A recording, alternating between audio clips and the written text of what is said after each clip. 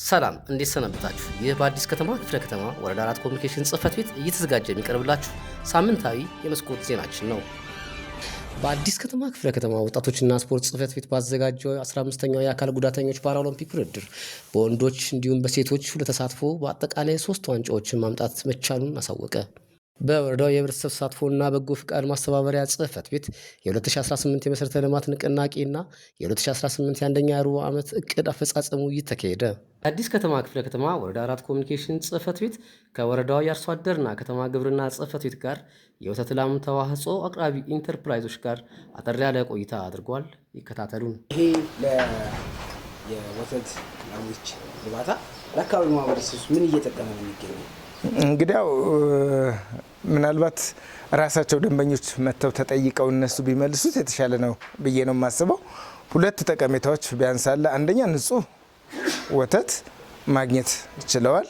ሁለተኛ ዋጋ በተመጣጠነ ዋጋ ነው እየሸጥን ያለ ነው። ምክንያቱም ያው እኛም ከመንግስት የምናገኘው ድጋፍ እንዳለ ሁሉ ለህብረተሰባችን ድጋፍ ማድረግም ስላለብን በተጨማሪ በጣም ደካማ የሆኑና በጤና በህመም ምክንያት በነፃ ሁሉ የምንሰጣቸው ደንበኞችም ወይንም የአካባቢው ማህበረሰቦች አሉ። በወረዳው አስተዳደር የአንድ ማዕከል የሰላም ሰራዊት ስምሪት የወረዳው አስተባባሪዎችና አመራሮች በተገኙበት ስምሪት ተሰጠ። በወረዳው የፐብሊክ ሰርቪስ የሰው ሀብት ልማት ጽህፈት ቤት በተቀናጀ የሲቪል ሰርቪስ መረጃ አያያዝ ስርዓት ዙሪያ ለጽህፈት ቤት ኃላፊ፣ ቡድን መሪ እንዲሁም ለባለሙያ ስልጠና ተሰጠ።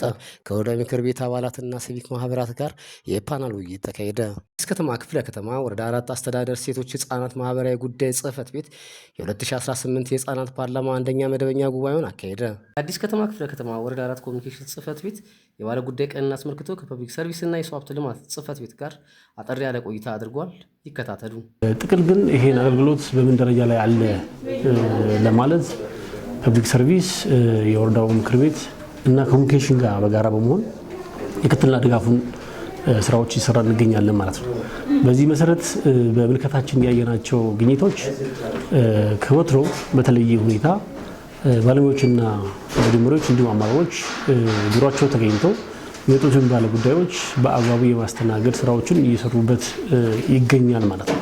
ከዚህ አንጻር አይታችሁ ከሆነ ከሰዓት አብዛኛው ባለ ጉዳይ የለም እንደወረዳችን ማለት ነው። ይሄ የሆነበት ምክንያት ደግሞ ተገልጋዮች ሲመጡ በአግባቡ እየተገለገሉና ወዲያውኑ አገልግሎቱን አገኙ ስለሚሄዱ ከሰዓት ፍሪ የመሆኑ ሁኔታዎች ይስተዋላሉ ማለት ነው። ይሄ ያው በቀጣይም ተጠናክሮ የሚቀጥልበት አግባብ ነው የሚሆነው። የአዲስ ከተማ ክፍለ ከተማ ወረዳ 4 አስተዳደር የብልጽግና ፓርቲ ቅርንጫፍ ጽህፈት ቤት በወጣት ክንፍ አስተባባሪነት የአረጋውያን ቤተ እድሳት መርሃ ግብር አስጀመረ። የህብረተሰብ ተሳትፎና በጎ ፍቃድ ማስተባበሪያ ጽህፈት ቤት የህብረተሰብ አካባቢን ጥበቃ ተሳትፎና ስምሪት አፈጻጸም መመሪያ 148/2016 ዙሪያ የግንዛቤ ማስጨበጫ ስልጠና ሰጠ። ሳምንታዊ ዜና መስኮት መርሃ ግብራችን ጋር ስለቆያችሁ እናመሰግናለን።